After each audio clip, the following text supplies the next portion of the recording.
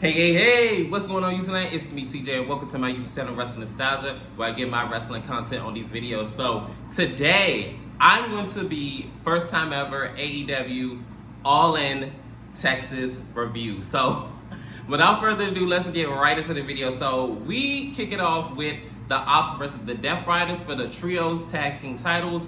These guys already start off, right off the bat swinging. And I believe it was one of the Death Riders and Samoa Joe. Sorry, I don't know everybody's name from the Death Riders. Only Willa Yuta and Claudio Castagnoli, aka Cesaro. That's a little bit easier for me to say, sorry. But anyways, they wind up having the advantage, and then frequent tags with the Ops, keeping the Death Riders grounded. Until Samoa Joe wind up getting distracted with one of the Death Riders or whatever, yapping it up. So then I believe it was Willa Yuta. I don't remember which one it was. So he wind up taking Joe off his feet, and then they wind up, basically the heels doing what their heels do. And I remember in the beginning too of the match where Powerhouse Hobbs kept distracting the referee, because every time when Joe had Willa Yuta in a headlock or whatever, and he would push him off to bounce off the ropes, he kept grabbing on his hair. So he was all like, hey, what's going on here? Da, da, da. I just wanted to say that. So anyways, Samoa Joe, of course, after a while fights back and stuff like that. Towards the end of the match, no. Before I even get to there, whoa, the way Powerhouse Hobbs, that man can't do no wrong in my eyes. I remember he was in the electric chair position, right? So as he's on top of, I want to say it was Claudio. Yo, that was wow. He had did a power slam. Yo, and almost got the win. That was amazing, yo. Like I said, that man can't do no wrong in my eyes. But towards the end of the match, everything kind of went kind of broken down and everything like that. I want to say Willa Yuta wound up on the top rope, but of course, one of the Ops or whatever wound up getting him off, and then that set him up for Samoa Joe's Brain Buster and 1, 2, 3. The Trios Tag Team titles ain't going nowhere. They retain, but right after the match, the Death Riders wound up beating up on the Ops, and in a really, really gnarly way. And I was just thinking to myself, dang, Powerhouse Hobbs always getting he is always getting beat up, yo. Y'all always got a triple team, double team him up. I mean, that's a brawlicky dude, so yeah, you gonna have to bring your baddest out. Bring your baddest bitch out. Bring your baddest bitch out. Bring your baddest bitch. You gonna have to bring the baddest for him, because it ain't gonna work for one dude. Not unless they built like him. It's just not gonna happen. But anyways, they wound up beating him up with a chair, and I was like, yeah, you better. Claudio Castagnoli wound up stopping on Samoa Joe's neck. I don't know if they're gonna write him off TV or not, but I don't look too good, because they had to stretcher him out, and that's where this matchup ends. Whoa, this was quite an opener, and I'm so far not disappointed. We're gonna see where the rest of this night ends. And yeah, we got a lot to unpack. In this next bout, it was the Casino Gauntlet match, and I'm gonna keep it real with you. I'm not about to get into all of the action. I'm gonna just go with the parts that I remember, because it was way too many names to remember.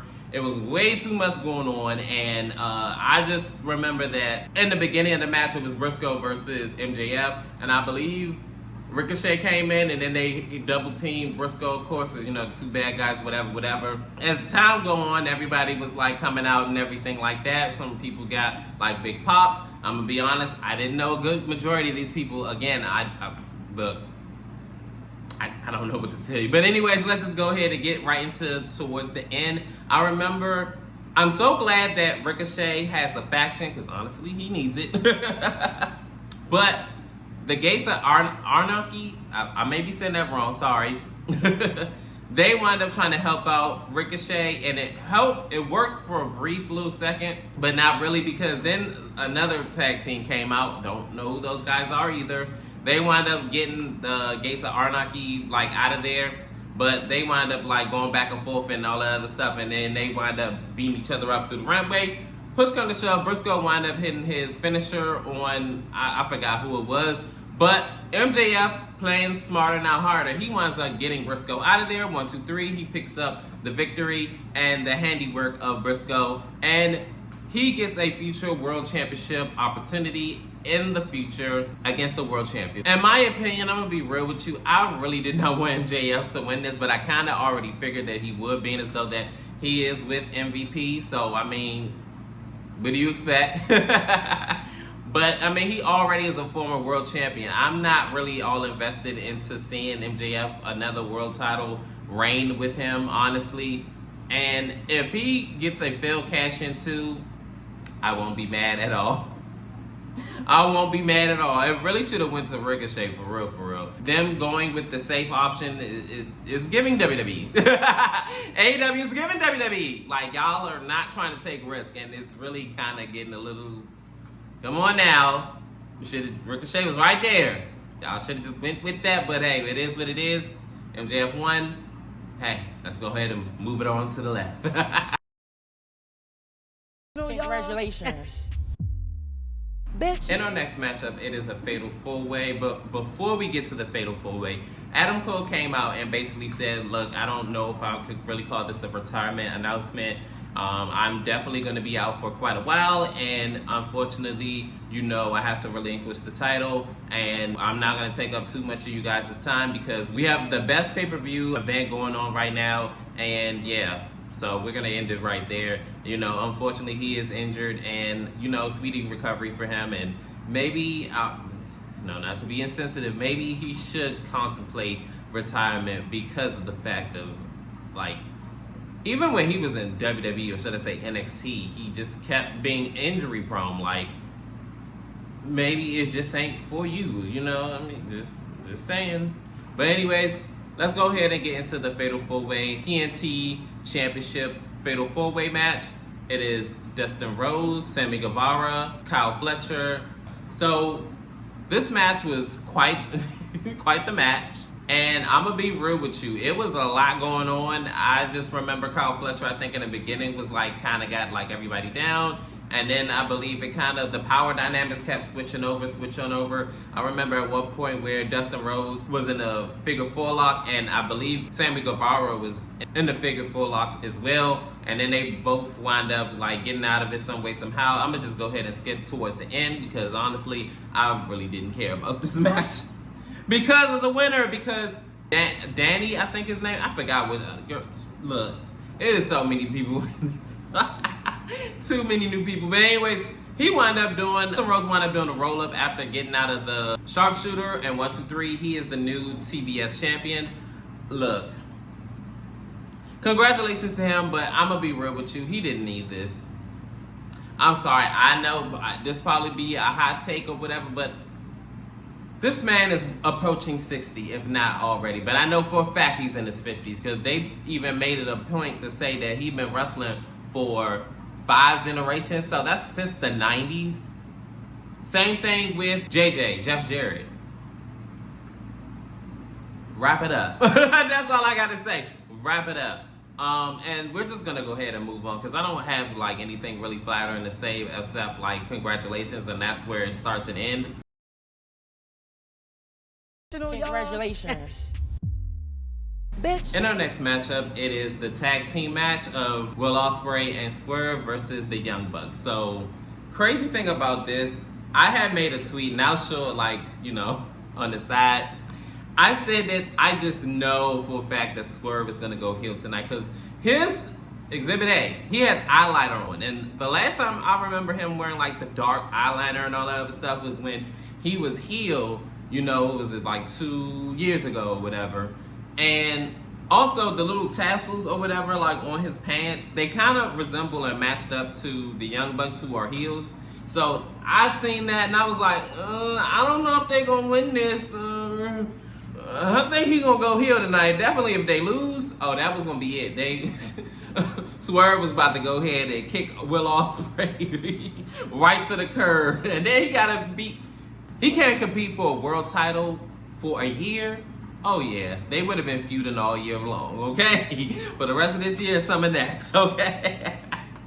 But anyways, these two were like having a rough start in the beginning. The Young Bucks, of course, being as though that they are former World Tag Team Champions, they were like really giving it to Will and Swerve Strickland. And it was so crazy because they were like, on a good majority of this match was like dominated. And of course, you know, Will Ospreay and Swerve were like, you know, fighting back. And I remember at one point in the match, it was just so wild to me. Prince Nana was all like in the Young Bucks face or whatever. And They wind up kicking person on her head off. I was like, y'all definitely gonna pay for that, okay? But anyways, he wind up going ahead and kicking him or whatever, a little bit back and forth later, because I'm gonna be honest, I hate too many false finishes. It kind of takes me out of the match. Definitely when they're like using their finishing maneuvers, and they just keep, it's like, okay, can y'all end it already? Like, goodness gracious. But towards the end of the match, like, they all were like hitting like their finishers and like just boom, boom, boom, boom, boom, or whatever. Will Ospreay and Swerve Strickland wind up hitting a double team maneuver, I believe it was, and then 1, 2, 3, Swerve Strickland and Will Ospreay win this match over the Young Bucks, and they are no longer the EVPs of AEW. I don't know exactly what that's gonna entail or what's that gonna look like in the near future, but I guess we gotta hang tight to see what it's gonna look like. But honestly, I was just thinking to myself, and I tweeted this too, I was like, well, if Will and Swerve lose tonight, that means this is gonna mark Swerve's 3rd time losing at an All-In event. And I wasn't here for it. I'm gonna be honest. I was like, damn, a 3-time loser here? So I kind of figured that he wasn't gonna lose, but I was like, I don't know. I think he's gonna go heel. Then like the symbolism and stuff like that, I kind of picked up what he was putting down, but I guess it wasn't meant to be. But hey, let's go ahead and move it right along. Congratulations to Will and Swerve Strickland. Definitely well deserved, because honestly, I did not want him to be a 3-time loser. But like I said before, we have to wait and see how this whole them being the EVPs or them giving it to the people or whatever, how that's gonna look like. In this next matchup, it is the Women's Casino Gauntlet match, and it was a hot mess. I'm not gonna get into just like the men's. I'm gonna have the same energy for the women's because it was too many people, okay? But it did start off with Chris Statlander and Megan Bang. They, big women just knocking each other out and just, you gonna get a bang for your buck with these two, okay? No pun intended. And then I believe it was Willow Nightingale, and then the women just kept flooding in. It was a hot mess. I remember at one point, it was somebody, I don't remember who it was, but they wound up getting into it with one of the Chinese girls, or Japanese, I forgot, but Mia, too many people, okay? So I remember she got into it with her, and then like she made her tap out of the figure 4. She was like, "Oh yes, I won," and they was like, "She's not involved in the match." So it was like I was thinking to myself, like, why are you even bothering? Like, yeah, like knock her out or whatever, but like, why would you bother? Like, I don't know. Maybe she thought she was in the match. I don't know. So then I remember Athena came in and she was doing her thing, just boop, boop, boop, boop, the longest reigning Ring of Honor women's world champion. I'm so glad that she came into this match, and we're gonna get right into the end. Mia was about to go ahead and try to wrap this one up with one of her opponents, because it was about like 20 of them. So she wound up getting caught with the Fallen Goddess or whatever that finisher maneuver that Athena has. And 1, 2, 3, she is your #1 contender for the Women's World Championship. So I'm trying to figure out, like, who's going to be the Women's World Champion at the end of this? Because it looked like to me we're going to get a rematch of Mercedes Moné versus Athena. And if we hit that, so be it. I'm here for it. But congratulations to Athena. She definitely deserved it. And I was thinking to myself, as soon as when I seen her, I said, she needs to win this ASAP. No Rocky, because she definitely more than earned it and deserved it. Because anybody else, I mean, maybe Megan, maybe Chris Statlander. I can't never say that woman's last name. But that's it. Like, congratulations to Athena. She definitely deserved it. And I can't wait to see who's going to be the Women's World Champion at the end of this night. In our next matchup, it is the Triple Threat Tag Team matchup. It is the Hurt Syndicate, the Patriarchy, and Mike, and I forgot the other guy's names, I'm sorry. But they all had like a great matchup, honestly. It was like a lot going on. The Hurt Syndicate took control for a majority of this matchup. I'm not going to get into like the play-by-play, because again, there was too much to be going on and everything like that. But they all had like a great showing in this matchup. And I remember like towards the end of the match, Bobby Lashley wound up getting into it with FTR, the tag team, because they were like outside. And Bobby Lashley like, well, yeah, what you gonna do? And I'm like, okay. So he wound up pushing one of them. So then they try to distract the referee after they got back in the ring. So he wound up pushing Christian into both of them. And then he wound up spearing Christian, and in 1, 2, 3, the Hurt Syndicate retains the World Tag Team titles. After the match, I forgot who got into the ring. It's too many new people. I'm sorry, I can't remember everybody. But they wound up getting into the ring, and it looked like Christian's son or whatever, I forgot his name too. It looked like they were going to go ahead and get out the ring, and he was saving him from whatever beatdown that was going to ensue. But it happened anyway, because he wound up turning his back on Christian. And then his mom or whatever was all in the ring, was all like, yeah, I'm sick of you and your BS, So it looked like he was about to go ahead and get the concerto. But Edge comes out, and y'all know that I have no love lost for Edge, but he did get a good pop. And he wound up coming out and saving Christian. And then after everybody skedaddles out of there, after he winds up beating up on everybody, he told Christian to go find himself. And then he gets out the ring, and this is where the segment ends. Like I said before, I kind of had a feeling when the concerto was about to happen, I was like, I wonder if Edge is going to come back. Oh, my bad, Colt. And he wound up coming out, and I'm like, oh, okay, cool, I guess. But all I know is that he better not win that world title no time soon. I don't care if he got 1 year left on his contract. Guess what? I guess he won't win no world title. I feel like his time has gone by, and he's just trying to grasp with whatever glory days he has left. And I'm sorry, I'm just not here for it. But hey, if he wins any other title than that, I kind of don't care, because they really don't really mean that much. Sorry. But anything else, hey, it is what it is. But we're going to see what's going to happen with this whole development. Are Edge and Christian going to get back together, or they're going to feud again? And if they do, I'm going to be honest, kind of over it.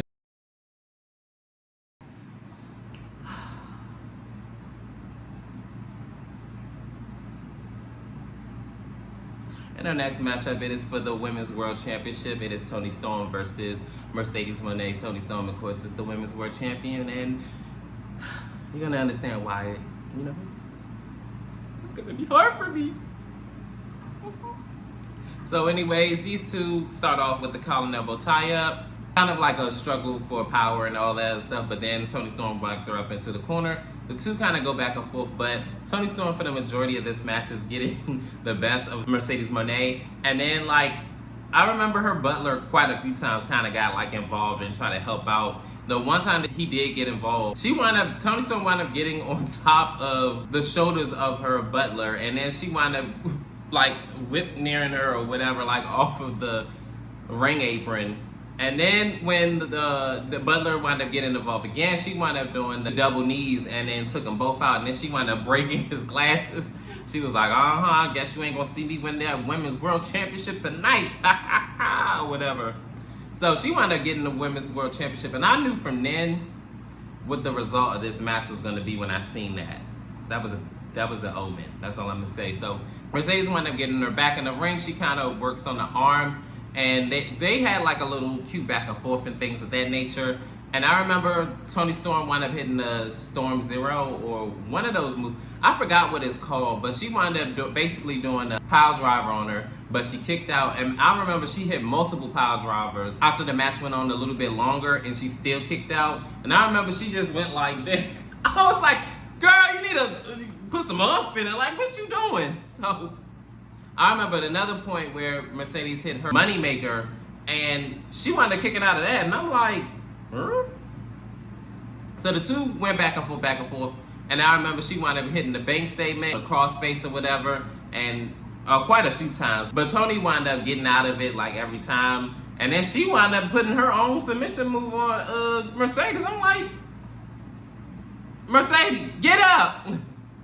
So the two go back and forth, and then Mercedes wound up on the top rope, and they're just fighting and jockeying for position. But on the top rope, Toni Storm wound up hitting the pile driver on her, and 1, 2, 3, Toni Storm retains the Women's World Championship.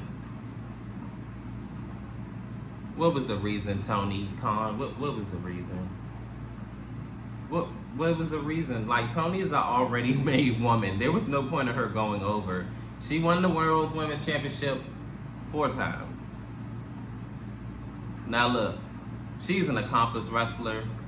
She have done it all in AEW, and WWE is they definitely missed the mark with Tony, and her coming to AEW was a big glow up for her, and I'm so happy for her. But she really did not need this win. I'm not mad. It is what it is. It's just a little disappointing. But you know what? We fall and we get back up again. Mercedes gonna win that World Women's Championship. You best believe me. Just drop the rest of those goddamn titles. Like, what are you doing, Mercedes? Drop them. Anyways, I'm gonna just end it right there before I go on a tangent, because I wanted Mercedes to win. I wanted Mercedes to win, but you know what? You get them next time.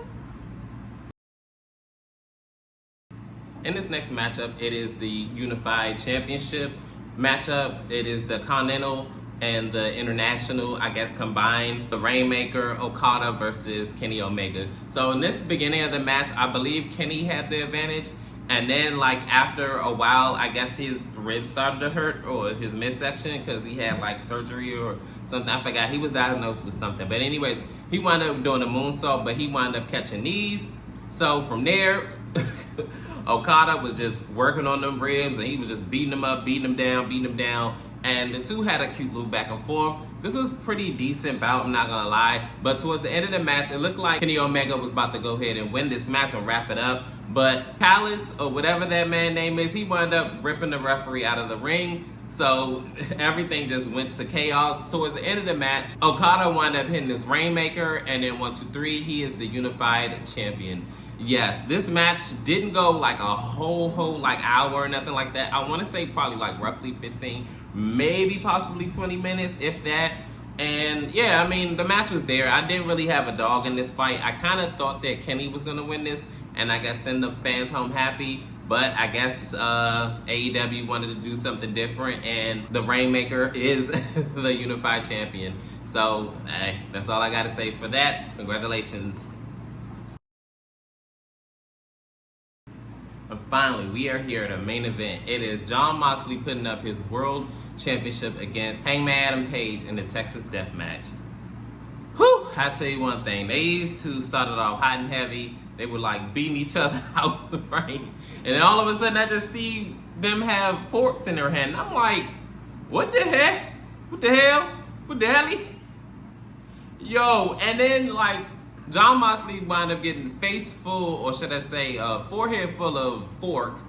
And Hangman is just like going in on him and just scraping his face up. I said, oh my goodness, we gonna start early with this.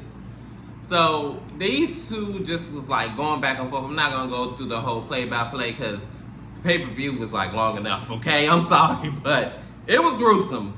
And I remember one spot though, I will say that Jon Moxley wound up, like he set the chairs up and powerbombed, or was it reversed? I forgot. One of them powerbombed each other or suplexed or something, and then one of them got up. Matter of fact, I think John did something on the table. John did something on the chairs first, and then Hangman wound up powerbombing on the chairs. Somewhere down the line, Will Ospreay tried to get involved, and it works for a little second or whatever, because of course the Death Riders come out and, you know, get involved. And of course Serena Saphir, she get put through a table. I almost forgot about that. But Death Riders come out, they try to help or whatever. But, you know, Hangman is just like, oh no, I'm getting back up, or the whoop. So Will tries to come out, he winds up getting taken out. And I'm thinking to myself, Swerve, where you at? Like, sir, this is ain't that your friend? Take it easy for me. Ain't that your friend? Ain't that your friend? Ain't that your friend? I know, listen to me. Ain't that your friend? Where you at? Like, why you let your man get taken out like that? Like, he wound up getting his neck broken and stuff, and he got stomped out because of cardio. Put his head inside the chair and just went in. Man, so towards the end of the match, for whatever reason, I guess the Young Yucks come out, and I'm like, oh gosh, again. Like, nobody asked for y'all to come out. Like, y'all lost. Go ahead and tuck the tail between your legs and just go ahead and go home. Nobody wants you here, okay? So then, after they come out and try to lay out Hangman and Page or whatever, Then after he gets laid out, this is when Sharina Shafir wound up getting directed by Moxley, like, oh yeah, get the championship or whatever, because of course we all know that it's in the briefcase, because he don't even want to see himself with the world title, but hey, whatever. So anyways, she winds up getting the championship, and she gets handcuffed by Prince Nana, and Swerve come out and he wipes out the Death Riders cleans the clocks. And then this is when Swerve wound up giving the steel chain or whatever to Hangman Adam Page. He wound up using it on Jon Moxley. He winds up hitting him with it, and then he winds up hitting him with the buckshot, but he lands on the bed of nails. I almost forgot about that. They also bring out the bed of nails. I think it was like under the ring, I believe. But anyways, he winds up using the chain and he hangs him with it over the ropes.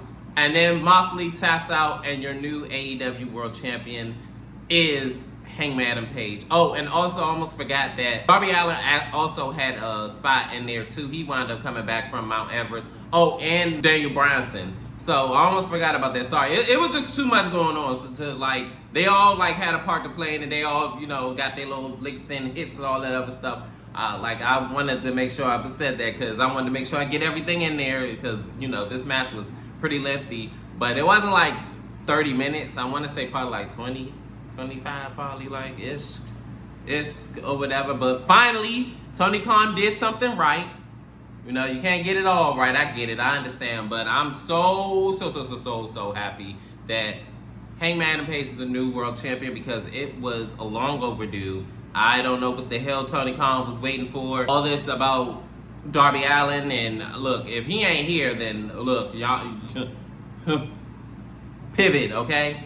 Like, for real, just go ahead and move around, because I got tired of this whole Death Riders thing. Like, it was long overdue to be over with. But anyways, congratulations to Hangman Adam Page. Definitely was excited to see the World Championship belt out and about again, because it got held captive for the last almost year.